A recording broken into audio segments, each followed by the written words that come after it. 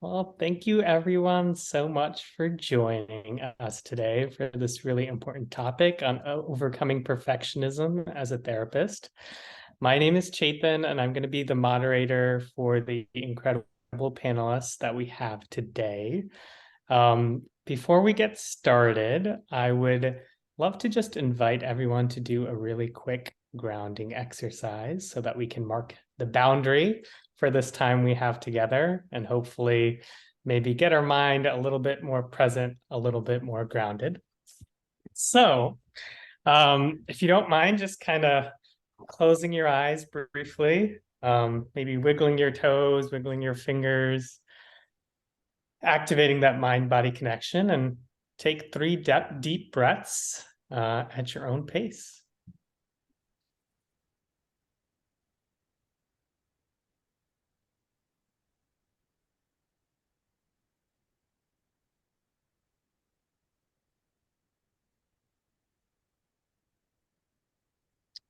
Lovely. Well, I'm really excited for this time that we have together and this really important topic. Before I turn it over to our panelists, I'm just going to briefly introduce myself and PATH as an organization. So my name is Chaitan. I'm a general manager here at PATH. I oversee our operations in Georgia.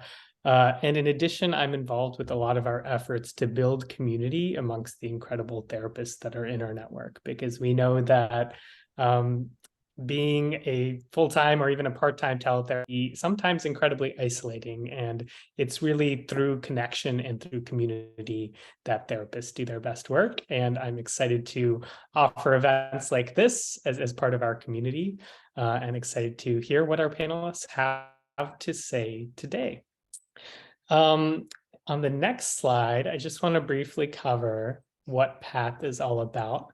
So we are a national behavioral health company that powered by technology that makes it easy for people to find a therapist that's covered by their health insurance. We are deeply committed. I always like to draw attention to the second paragraph on the left there. We're deeply committed to providing high quality care that improves the lives of people we treat, but also that invests in the providers and the therapists in our network who deliver that care, because it really all starts with the therapist. On our next slide, we have our mission statement, where we talk about our mission really is to make mental health care work for everyone. And by everyone, we mean patients of all backgrounds and income levels.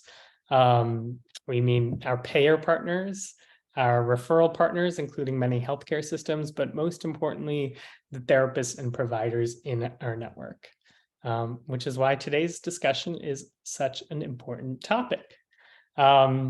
So without further ado, I'm really excited to introduce our panelists. The question I'll ask you all is just if you could, in a minute or less, tell us a little bit about your background and what's relevant to today's topic. And also, if you'd like to share, how is perfectionism showing up for you, or how are perfectionistic tendencies showing up for you today? I'll start on that latter question. We were chatting a little bit before everyone came in. Me and my partner adopted our first rescue dog a couple weeks ago. He's in the background here. And I had this internal debate on whether I should crate him or not, in case he's just like roaming around in the background or barking during today's session. And I said, you know what? It's going to be fine. And if he barks, either A, Zoom might filter it out, or B, I'm sure people will understand. So Susan, would love to hear from you. Sure. Thank you so much. I appreciate that. My name is Susan Zinn. I'm a licensed psychotherapist. I'm a certified trauma and eating disorder specialist. I'm an author, and I have a private practice in Los Angeles. And I was also sharing, I just have my first foster dog. So I have 3 dogs here. One of them that's a medical foster right now. So I'm crossing my fingers and toes that there isn't a lot of scratching at the door, because he's having massive separation anxiety too. So, but it's been a wonderful experience, and something that I think our community can all relate to, of how important animals are to our lives. And It's been more, I've gotten more out of it than I've given. So I highly recommend if anyone ever wants to adopt or foster, it's something that I'm really passionate about. And Ilona, do you want to introduce yourself? Yes, I'm Ilona Varo. I am a licensed marriage and family therapist in the state of California and also a mastery method life coach working with a lot of women's issues, including eating disorders, anxiety, self-worth, identity, all the wonderful things that we go through in life. And how perfectionism is showing up for me today, this morning, is not being able to find the right link to join this webinar and feeling a little frazzled, and then realizing that it's absolutely perfect that for the topic of perfectionism, I am running late. So happy to be here and have this conversation.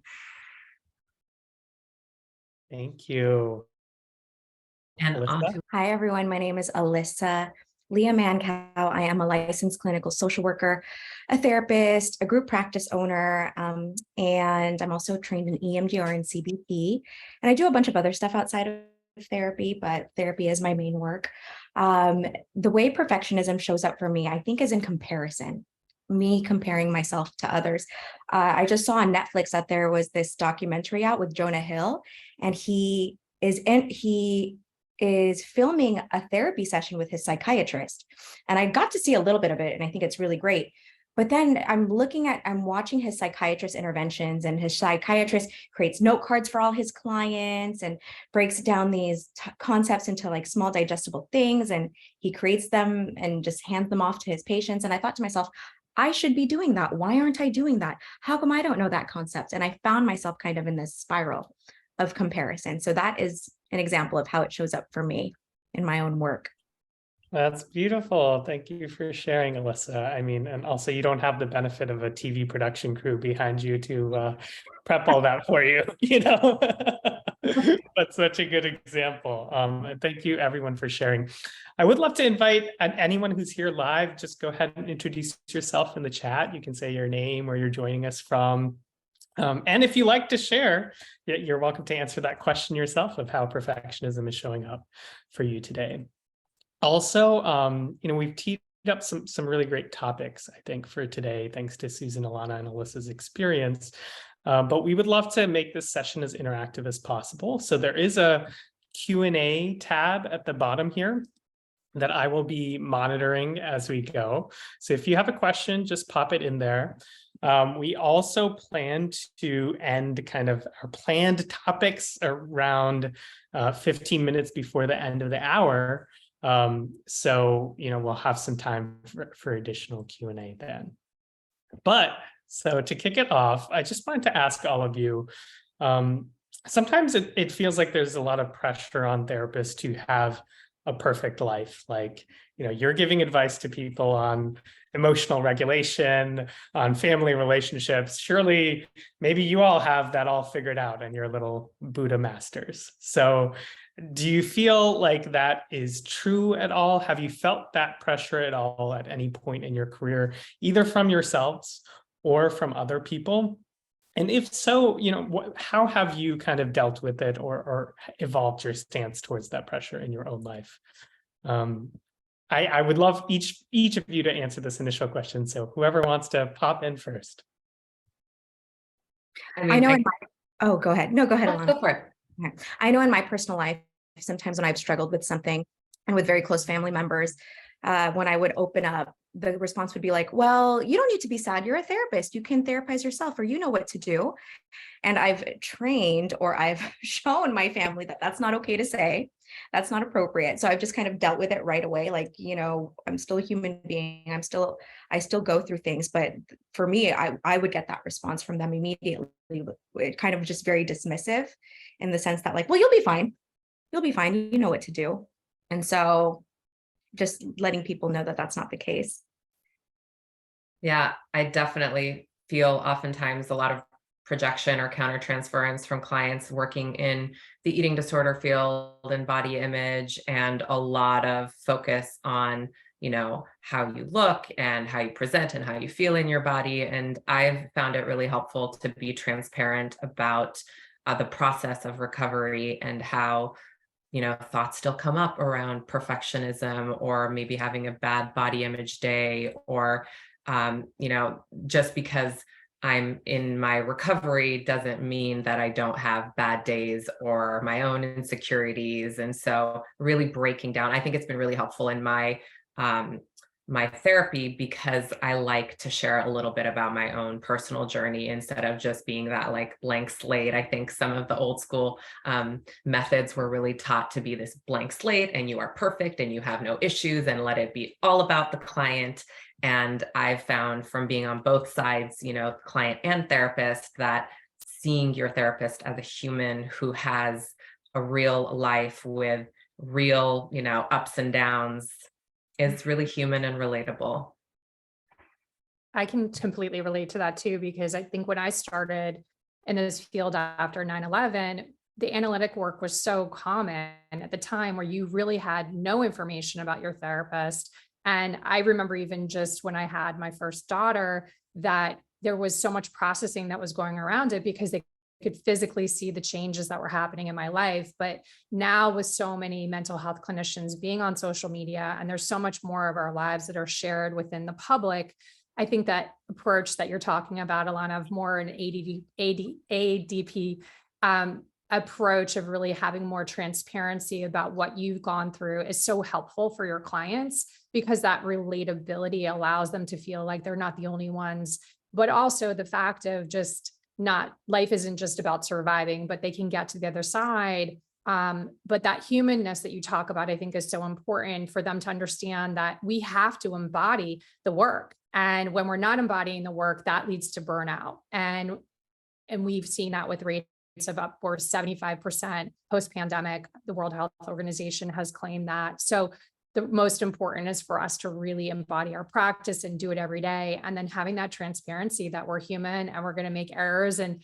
have a bad body day or have a trigger from our trauma, but we're still in the process of always healing and working towards that. And that's really what leads to a more joyful life. I think that's beautiful. Thank you so much for sharing that, Susan. Because you're absolutely right that if you're not showing your weaknesses, you're really not doing the work, right? Absolutely. And I think that's the beauty of the social media therapy also, is that people can really see different sides of you. They can see a glimpse of your day, or I like to kind of record stuff for myself after sessions when things come up. I'm like, oh, this is really relevant, or oh, this is going to be great to share with everyone else. And so it's a little bit of a real-time kind of glimpse into just everyday challenges that we all come up with or come up against. Yeah, that's so true. I think you can use social media either as a way to show the glossy side of yourselves, or what you're talking about. You kind of just show the real moments and the vulnerability. So it's wonderful.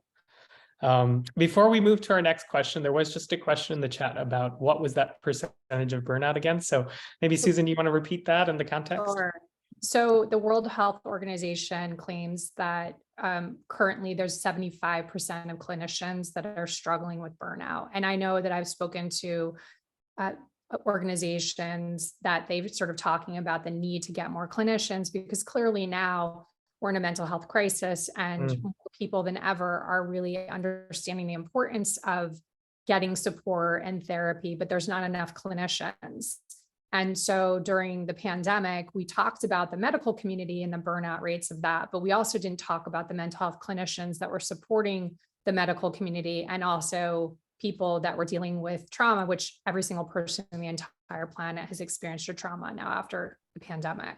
So this is more important than ever as clinicians for us to really understand we can't just teach, we have to embody self-care. We have to embody our practices, and we also have to understand when we need breaks and take that, because otherwise we're going to really be even more of a mess without enough clinicians for what the need really is at this time. Absolutely. Wow. Well, thank you for sharing that statistic. So now I think it would be a good time to, if we can, if the tech works, we have a little poll for the audience about how often do you compare yourself to your colleagues?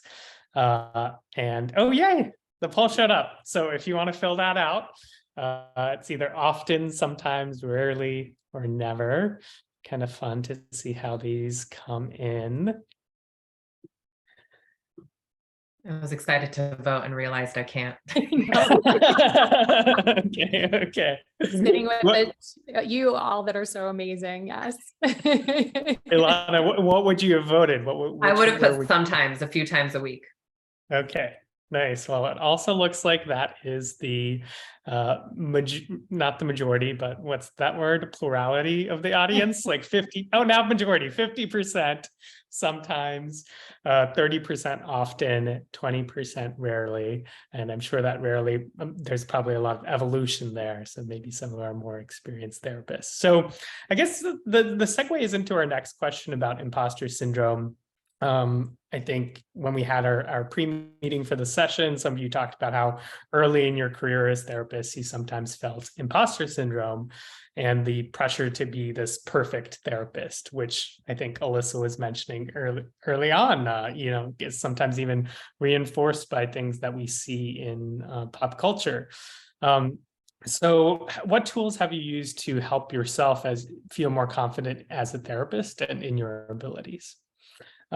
Maybe Ilona, could I ask you to go first? Yeah, I love the topic of imposter syndrome. I actually have done a lot of, talks on it. And the most helpful thing I think for me has been the acceptance and just acceptance of the fact that it will show up in our lives. It's not something that we want to get rid of. It's similar to anxiety. It's not a bad thing unless we label it as bad or frame it in that light. And so I think perspective has a lot of power here, and recognizing, having awareness and acceptance that imposter syndrome will come up in our lives. I know for me personally, when I first got licensed, it was massive. I was, I was having nightmares that I'm going to have my license taken away, that I didn't actually pass my licensing test. The actual proof and evidence of having passed wasn't enough. My mind was making up stories. And so really mindfulness, acceptance, and looking at it more as a cognitive distortion, flawed thinking, rather than overly identifying with I am an imposter, really kind of separating it out, deconstructing it. I'm experiencing imposter syndrome. Imposter syndrome has shown up in my life in this moment, and kind of looking at the impact rather than overly identify and having it be like I am an imposter. Having a conversation, a dialogue, looking at it same as anxiety. It's trying to teach me something. A part of my brain, the alert is going off, the alarm is going off, and I'm trying to seek protection in some way. So what are strengths and tools and different perspectives that I can kind of shift and play with, different dialogue, internal resourcing, just really throwing all your skills and tools at it so that you feel a little more empowered to interact with it, rather than having it just be this, well, I'm an imposter, I should just give up, defeat. Oh, I love that. I've read a lot about imposter syndrome, but never you're right, that connotation that imposter syndrome is bad, rather than it's just something that we all experience. I like that reframe. Thank you. Susan, did you want to chime in? Sure. I think for me, I can completely relate to what Ilona is speaking about. And I'm sure Alyssa can relate as well. During my training, it was after 9/11, and I was working as a rape crisis counselor in the ER on call. I was working with EMTs and EMSs and first responders. And then soon after was Sandy Hook, when school shootings started to happen. So I was totally thrown in, feeling like I was the biggest imposter. And for me, it wasn't just enough to be like, I'm an imposter. I felt like if I did something wrong, I was actually going to harm someone, given the catastrophic events and natural disasters that we were sort of dealing with at the time. So for me, the biggest resource, which I've carried throughout my entire career and continue, and what you guys will all learn about me, is I'm extremely community focused and always having mentors that have walked the walk before me. Still to this day, I am regular contact with women that are in their 80s and 90s that have been doing this work forever, that I will call and ask and help ground me to know that I'm just going to be okay, that it's not about doing something, it's about sitting with someone and being present. And that kind of feeling like I have a team and a support when our job is so individual has really changed my entire perspective. And I'm always trying to kind of create more community and reach out and connect with people. And that I think really kind of helps me to keep it in check that I'm not alone. That's wonderful. So there's this concept of having almost elders who have been there before. If I could ask, not to put you on the spot, but do you remember any specific conversations with someone about any sort of imposter syndrome you were feeling and maybe what they said? Sure. I have a mentor that she's in her 80s now, probably one of the best trauma therapists I've ever worked with. And she said, always doing less is more. And the fact is, we started talking a lot about humanness from the beginning.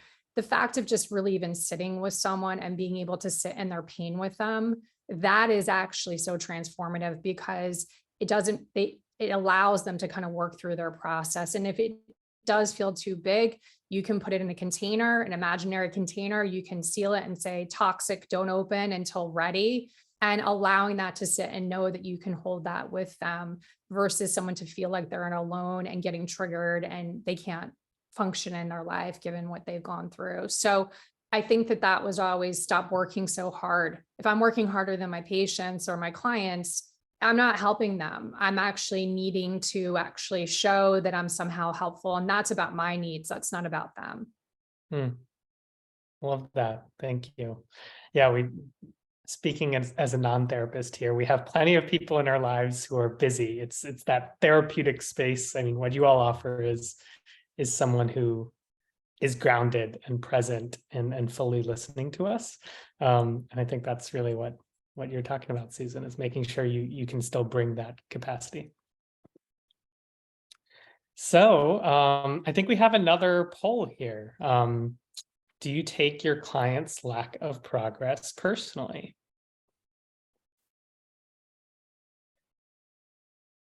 There we go. It's coming up.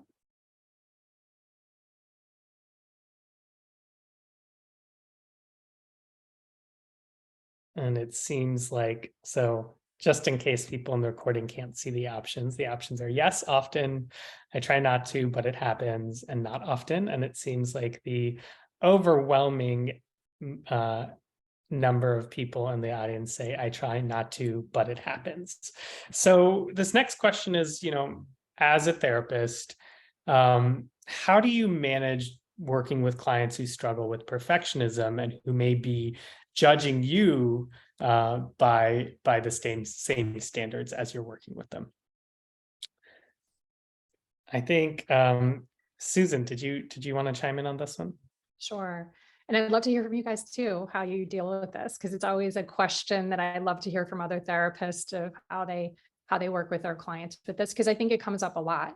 And especially that we know the markers of what perfection, oftentimes is sort of connected with high anxiety, that this tends to come up for us a lot. And so for me, it really is an opportunity to deepen the work and to get into what I'm very interested and passionate about, is heartfulness, and sort of kind of emptying those 85% of negative thoughts that come up, where there's a lot of judgment and transference onto me based on what they're really judging in themselves at that time, and being able to kind of really sit with some tools and skills to kind of shift that space. And so really even just heart-focused breathing, which is shifting our emotions and our energy into more positive, renewing feelings and emotion, or, kind of really allowing them to sort of recognize the awareness of how sticky that judgment can sort of be. And it's really based on fear of the unknown, of what happens if I change. So if I am transferring this onto you, then you get to hold it, or then I don't have to change. And if we really start to kind of sit with that fear part of it and allow it to kind of settle down to get more heart focused, I often find that judgment really shifts. But Alyssa, I'd love to hear from you what you do within your practice when you're working with clients that the perfectionism comes up that gets transferred on you. For me, I really help the clients create the awareness around it. And we work towards identifying what the core belief is that the perfectionism is stemming from, and also helping them see that the perfectionism is this false sense of control.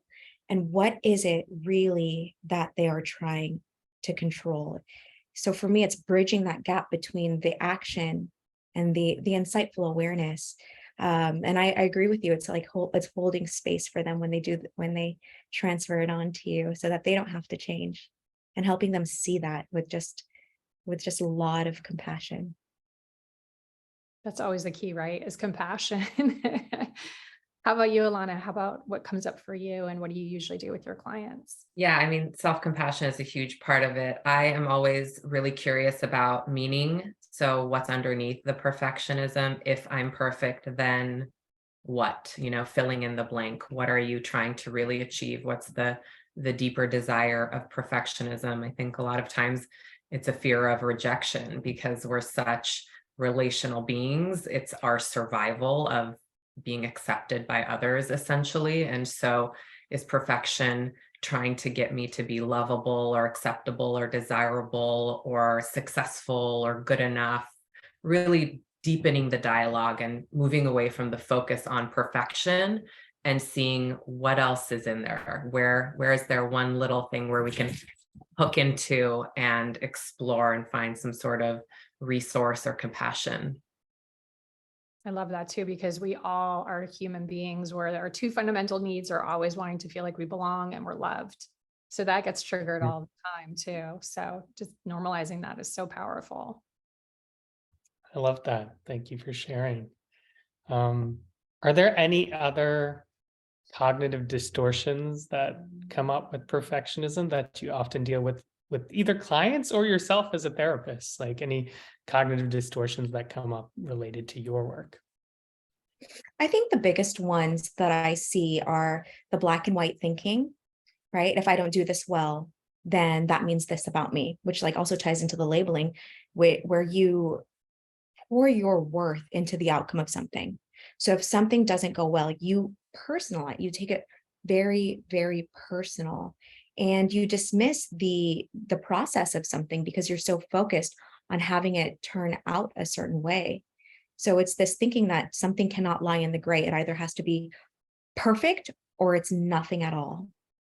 Mm, mm. And often there's a lot in between. Mhm. And it's the should and must statements, right? Like, I should be doing this. I should be doing that. Like when I was talking about the documentary and I saw somebody else in the comments related to it, and I saw that the therapist gave their clients note cards. I was like, I should be doing that. I should be doing this. I should be saying this. It's a lot of this rigidity in how we feel like we're supposed to be. When the reality is we can lie anywhere on that spectrum, and it's all okay. Yeah. Thank you for sharing that, Alyssa. Susan or Ilana, any cognitive distortions? Other ones? I know you mentioned a few already. I think they all fit, honestly. I think there's the filtering of just focusing only on where I'm not perfect and not seeing any of the other good in your life. I think there's the overgeneralization of if I'm not perfect, then I'm not a good partner, I'm not a good sister, I'm not a good, just like it blows into this huge narrative. Jumping to conclusions, catastrophizing. I really think every single cognitive distortion is applicable to perfectionism. And sometimes that could be a really great way to work with clients also, is seeing what is the concept of perfectionism, what's the narrative, what is the cognitive distortion that's showing up most in their life. And then there's a great path of finding alternate narratives or just working with that one particular cognitive distortion, which then has that ripple effect of softening. I really think, what Alyssa was saying about rigidity, that's definitely a telltale sign of perfectionism. And so the opposite of that, aiming for softness or flexibility, whether it's with behaviors or thinking or beliefs, can be a really good path to go down. I love that too, because I think that you're giving a tool to really recognize where the stickiness is, and then not saying, because oftentimes all of those things can be happening. But if you start to kind of identify a few of the key ones, and then what is the movement towards that? So maybe it's more towards ease, or not taking responsibility for everything, or asking for help, that you don't have to be responsible to do everything yourself because no one else can do it. And therefore you have to be perfect all the time, and making those small steps. And that's such an important therapeutic tool to help people feel that these are small micro steps that they can kind of really create change that has these massive ripple effects throughout their life. I love that. These are such great examples. And I think it also opens up the other topic of, I've heard clients say, well, that's not enough. Me focusing on my black and white thinking is not enough to change. And so there's another microcosm of perfectionism showing up. And so the dialogue can just go round and round until something kind of clicks. Absolutely. And those small changes are the ones that actually have the biggest ripple too. Absolutely. Absolutely. Yeah. And Susan, you touched on something around, therapists not asking for help. I work with hundreds of therapists in my job, and I feel like most of them tend to be helpers themselves. But that means they don't ask other people for help. So I think that's a really great point. I think that's the hardest thing in our job because we're just naturally like that. But that's also a trauma we have to understand, a trauma coping skill that we learned at a young age, that we have to be the helper. Therefore, our needs are met, that we feel important, special, loved, fill in the blank, right? And so the need to actually be in community and that we're not have to doing everything on our own is so important for us to have the awareness that you're not really helping people unless you're actually embodying the work and actually being in your highest potential too, as well. Wonderful. And I think one of the things with these cognitive distortions is just, it's one thing to know them, and it's another thing to be aware of them and notice them when they come up for you. So my next question is more around that. How do you notice perfectionism in yourself? How do you become aware? Maybe Alyssa, if you have some thoughts on that. I want to start off, oftentimes when we talk about perfectionism, we don't talk about the 3 different types of perfectionism that exist. And there's self-perfectionism, which I think we're focused on today. It's having these unrealistic and rigid expectations for yourself. Then there's other prescribed perfectionism, where you have these very high expectations for people around you. And then there's the socially prescribed perfectionism, where you believe society or somebody outside of you has very high expectations of you, and you feel that you need to be perfect in order to gain approval. And so we want to recognize if we have any of this within ourselves by first asking ourselves, what are the expectations that I have of myself? What are the expectations I have of others? And what do I think other people expect from me? And whatever your answers are, then you want to go back and process, is that realistic? Is it reasonable? Is it flexible? Is it soft? Is it hard? Is it rigid? When I think of these expectations, does it make me feel anxious? Does it make me feel nervous? Does it make me feel small? Does it make me feel like I can't ever meet it? Or does it make me feel motivated? And does it make me feel excited? So you kind of just want to ask yourself, what are these expectations and how do these expectations make me feel? If the expectations make you feel really anxious and shut down, then that could be a sign that the expectations are unrealistic. If the expectations make you feel motivated and excited, then that's a sign that it might not be a sign of perfectionism. It might just be a sign of healthy goal setting. I love that. Thank you for sharing that distinction. Do you find it ever blurs the line between like, oh, is this anxiety? Is this too much anxiety? How much is too much? Sometimes, yeah, it can. It absolutely can. Yeah, wonderful. And so the 3 levels again, I thought that was really, so it's self, others, and what society. Society. So what's an example of the society perfectionism? Let's say you grew up in a home where your parents were really rigid, really strict. You have to have straight A's and come home with X, Y, and Z. And then maybe you grow up as an adult that feels like in order for me to be loved and accepted by those around me, I have to perform a certain way. So it's feeling like you're not doing it for you. You're doing it for the approval of others because you feel like others expect that from you. And that could have stemmed from earlier childhood experiences. I think society also perpetuates it. Got it. Well, that hits home for me personally, because I come from an Asian household, and people are always asking about my parents. They're like, were your parents these tiger parents? I'm like, no. But I did still feel a pressure to get straight A's. And I think that maybe It could be cultural too, right? If all your friends are in AP classes and doing X, Y, and Z, it's like, okay, I got it too. Yeah, totally. Love that. I think it can also show up as resentment in maybe a relationship. So I feel like I'm holding myself to a certain standard and my partner isn't meeting me in the same way, or my friends aren't meeting me in the same way. And so that can be kind of the other focused as well, is having expectations of other people based on your own pressures and perfectionistic viewpoint. And I also think that healthy striving that Alyssa mentioned too, when it goes awry, we can kind of see that come up as like procrastination, that it kind of holds that line a little bit where you are kind of in sort of that healthy striving, but then it sort of teeters over to that perfectionism when the other or yourself or the society kind of feel those pressures coming in. And then even if you have those goals or those actions that you want to take, the anxiety kind of rises, and then you get stuck in a loop of procrastinating of the steps that you need to go forward. So that's always a really good sign to kind of look out for too. Okay. Is there anything you ever procrastinate on as a therapist, Susan?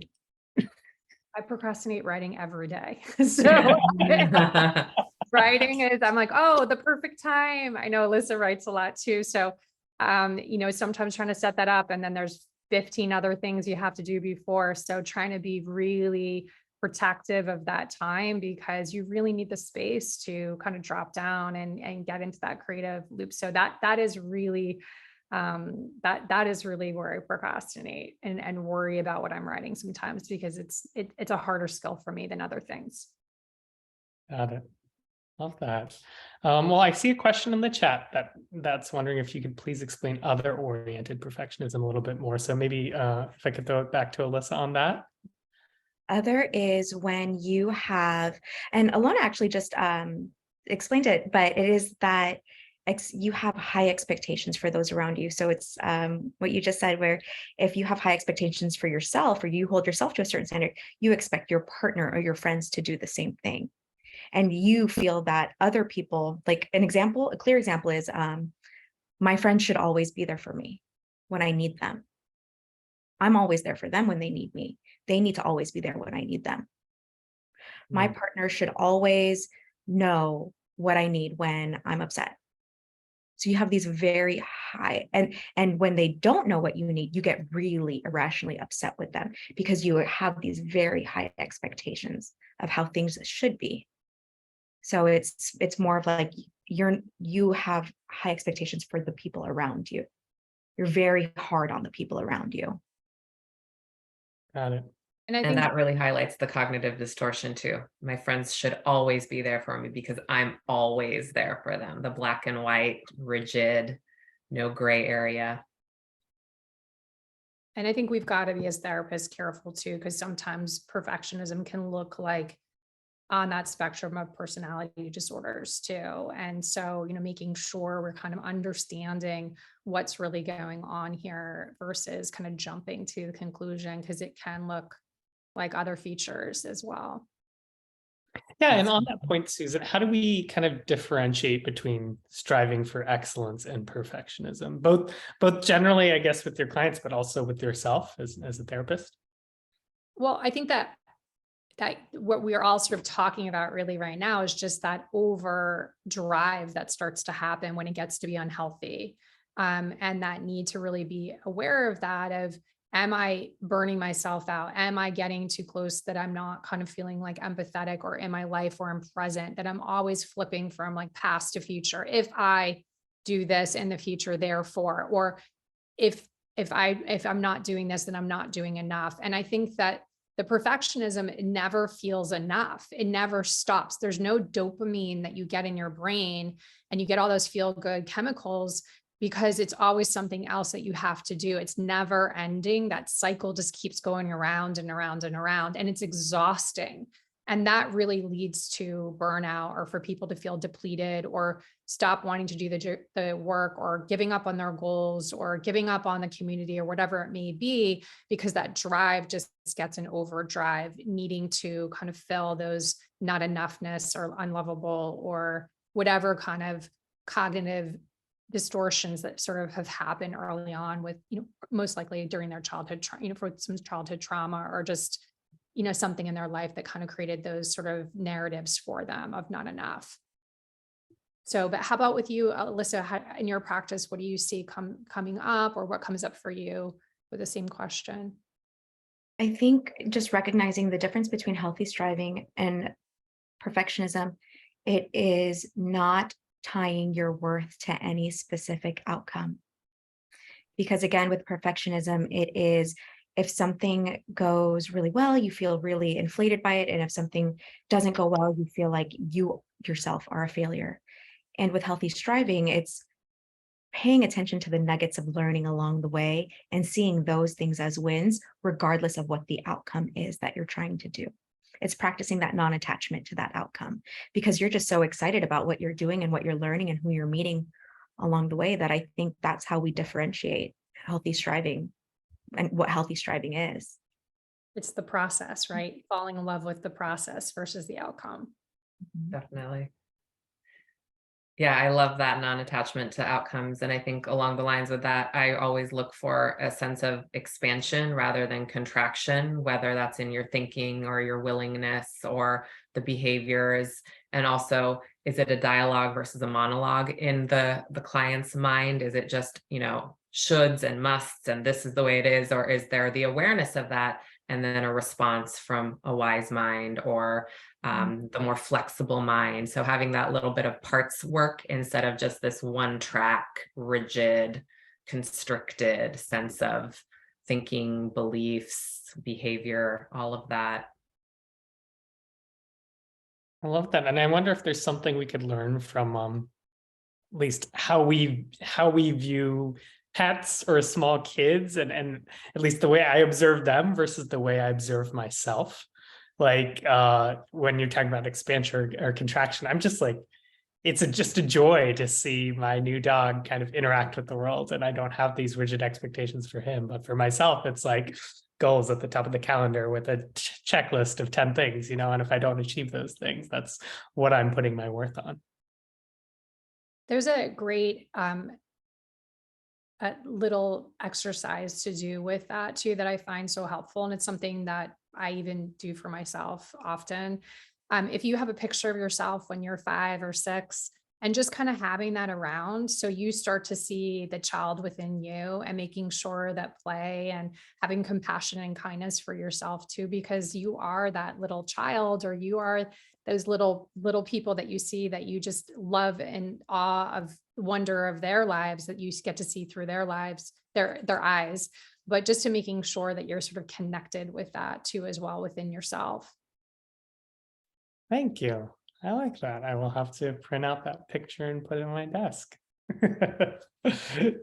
Thanks, Susan. All right. So I guess I'm curious about what's the role of acceptance in overcoming perfectionism. Ilona, do you want to chime in on that? Yeah, I mean, I love, if I don't say the word acceptance at least, 20 times a day, there's something wrong. It's such a big part of just my own belief system, the way I, do my own work, the way I work with clients. I think it's similar to what Alyssa was saying too. It's like non-attachment. I think of it as the open palm instead of clinging to something. It's like, I'm accepting. There's a huge distinction between acceptance and approval or liking. I can accept something I don't like. I can accept something I don't really prefer, but I'm not fighting the reality. It's just utter surrender and presence and mindfulness and witnessing, rather than this fight against or defiance. It's again the softening rather than the rigidity, whether it's in your thinking, your body sensations, your belief system. It's presence and witnessing of what is. And then from there, processing, having a dialogue, looking for action steps if there is a desire to create change, but you're really not fighting against the present moment reality. Thank you for sharing that. Well, we have a few more questions that we'd love to discuss and topics, but I do also want to put in a plug in for people who are joining us live to put in your questions. We'd love to have the panelists respond. You can use the Q&A tab at the bottom there if you have any questions for the panelists. But I think let's maybe touch on, just some concrete skills and tools. What can a therapist use, some helpful skills to overcome perfectionism in your work? And this question is for all of you, so please chime in. I always like to use science. So I think just continuing what Ilona was speaking about is that the more my clients can understand that we're human beings having human experiences and that our brains are going to do what our brains do and our hearts are going to do what they do and our nervous system, I think that it helps to normalize sort of what's happening. And so, for instance, just understanding that the only way we learn is through error. That's the only way that we develop neuroplasticity. And so kind of having that kind of thought in mind is so important for our clients to kind of start to shift. And with that, I really use a tool, which is kind of untraditional, I guess, but humor. And the fact is that we have to laugh at ourselves. And when we make errors, and even maybe it seems inappropriate, but we're working with eating disorder clients, oftentimes I'll say, okay, so you got an A+ in eating disorder. Let's work on another coping skill because we've got that one covered. Let's start to work on some more neural networks of healthier ways to sort of cope with this sort of perfectionism or this need that's kind of coming up for you. And really kind of finding the humor in the things that are not funny, because so much of the work that we're doing is painful and it's hard. And having that, we know in times of distress, research really shows that that's when we build the most resilience, if we can find some humor in it. So I've sometimes had biggest belly laughs in the hardest, most painful times with people, because it really kind of breaks up that rigidity that we're talking about, or that black and white, or I'm never going to get out of this, or, I have to do this in order for me to be loved or liked, or fill in the blank. So that's something that I really love to use in my practice and something that I try to embody in my life. I love that. And I think even kind of encouraging people to, okay, so you're really stuck on perfectionism. Let's perfect, mindfulness. Let's perfect self-regulation. Let's perfect your breathing techniques, the things that they're really in resistance of using specific coping skills. A lot of my clients resist mindfulness or journaling or identifying and labeling your thoughts and your feelings, dropping into the body. I try to shift perfectionism and frame it more as practice, but okay, let's perfect practicing healthier coping skills. And again, the different parts work is perfectionism can live over here. Let's also give attention to wisdom and encouragement and compassion and present moment awareness. Let's not give all the attention to perfectionism, especially when we break it down and realize that it's creating paralysis, or it's creating the opposite of what you're really desiring. We have to wake up to the reality again, the awareness of what is the cost of perfectionism in your life. What are you actually striving toward? And just kind of playing with a lot of my work is based in narrative and meaning making and conversation with different parts of yourself, and strengths-based internal resourcing. So just kind of bringing all of that to the table. I am a big fan of paying attention to our own internal dialogue and holding space for the duality.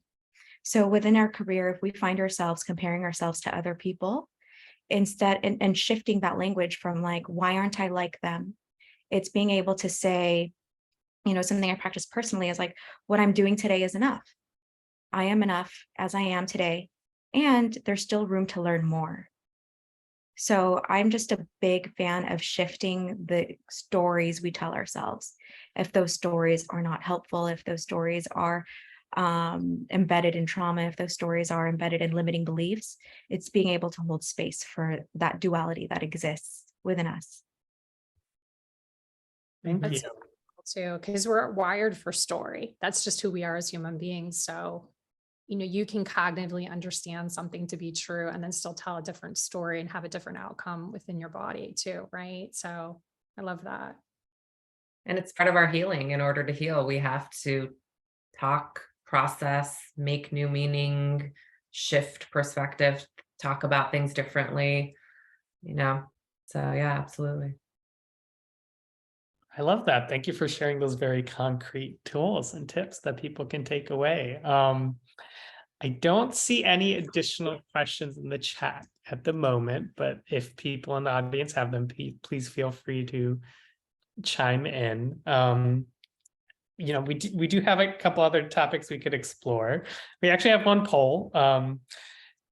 Do you feel like you constantly have to get more training as a therapist? So let's see people's answer to this poll.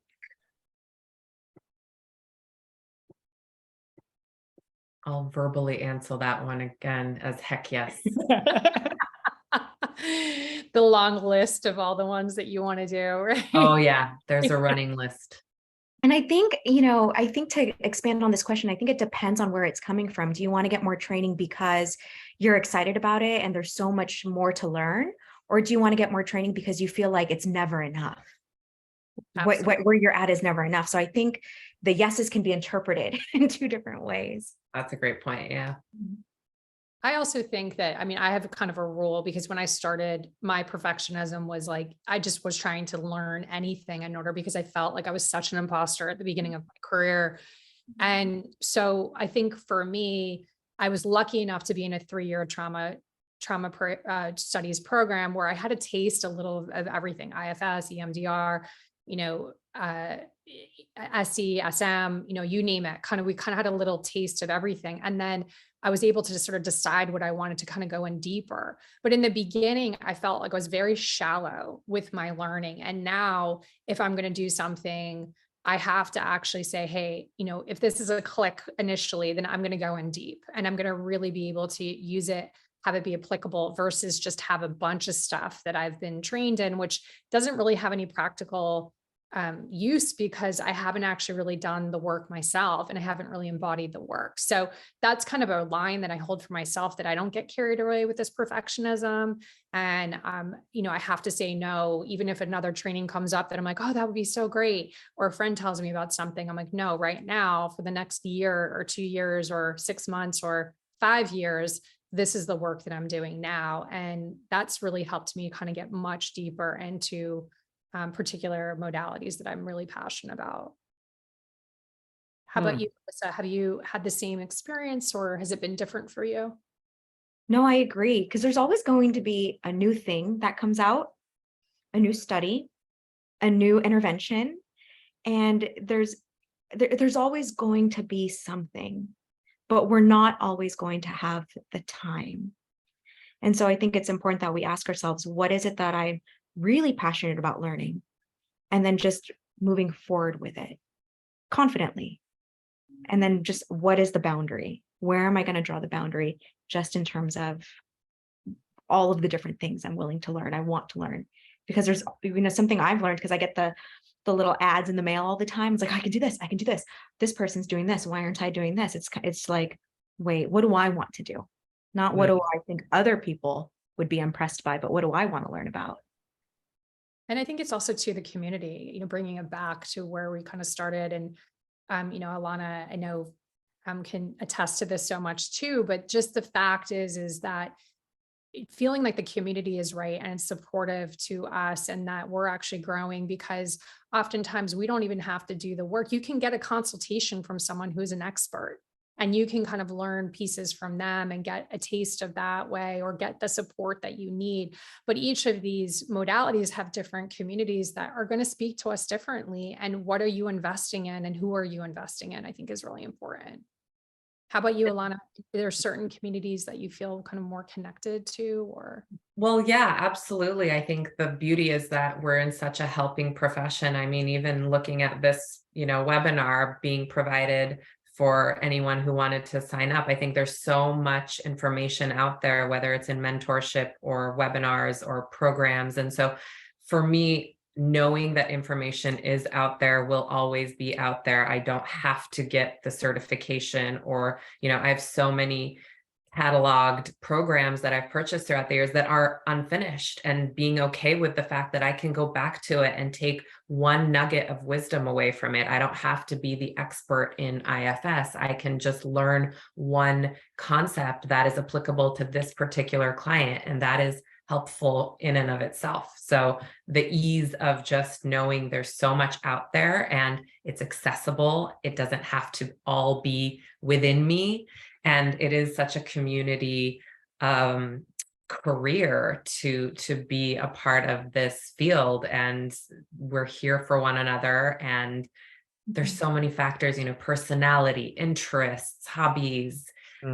It's limitless. So just finding that for that particular client or this particular instance, this is who I need to support me or to help me out or point me in the right direction. I think for me, it's the most fulfilling thing because I'm eternally curious. And so just the endless information is comforting in a way. And the amount of learning that you can do in this field, which is so exciting. Are you constantly growing and evolving to new areas or interests? And that's also based on just your life. It's going to evolve and change too. Well, thank you for sharing that. And I think that keys up nicely just one final question I have. What's one nugget of wisdom that you're going to take away from today's session? Just maybe something someone else on the panel said, or something that you shared that you kind of experienced in a new way.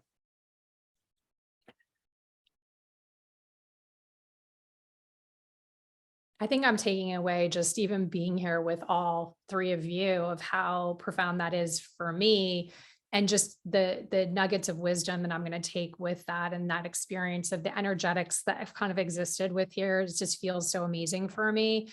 And I'm going to take away that positive, renewing feeling and emotion. I'm going to hold on to it about being able to spend time with all of you, and know that there's always these resources too when I need them to kind of tap into, which feels really important. Yeah. I'm taking away gratitude for everyone who showed up and participating and witnessing this conversation, because I think is just so lovely to support one another and to have this human experience. I feel so validated and connected to hear these professionals that I look up to so much saying, what's going on in my mind, and having this relatable experience of perfectionism and imposter syndrome. And it's just really helpful and kind of comforting to hear that I'm not alone in this, and no one here is alone in this. I'm taking away that word acceptance, right? I know it, but today you reminded me of it, Ilona, that word acceptance, that imposter syndrome it's going to come up for us, and it is what it is. It's information. It doesn't define us. And I did see a question in the Q&A. I just want to briefly touch on it. Somebody said, what advice do you have for somebody who's new in the field and they struggle with imposter syndrome? And this is just a reminder to us all who struggle with perfectionism that the research has shown time and time again that what is most important in this work is our relationship with the client. It's not the modality we're using. I mean, that helps, but it's our relationship with the client that's the catalyst for change. So that's what I want to say to the person who asked that. It's the Therapeutic Alliance. Thank you. Absolutely. Thank you so much for that reminder. Well, I know we've come up on the end of our hour here, so I just wanted to end with a little bit of gratitude for everyone who took this time to come and attend and to give your energy in the chat and your questions. Thank you for taking some time for your own self-care. And thank you so much to our panelists. Thank you, Susan, Ilona, Alyssa, for spending this hour sharing your wisdom and all the prep and the work that went into it. We really appreciate it. And we appreciate all of the therapists in our network at Path Mental Health, and really hope that this is helpful in some way for anyone who attended. Thank you. Thank you guys Thank you so much. so much. Thank This is you. amazing. Have a great day. Bye, everyone. Bye.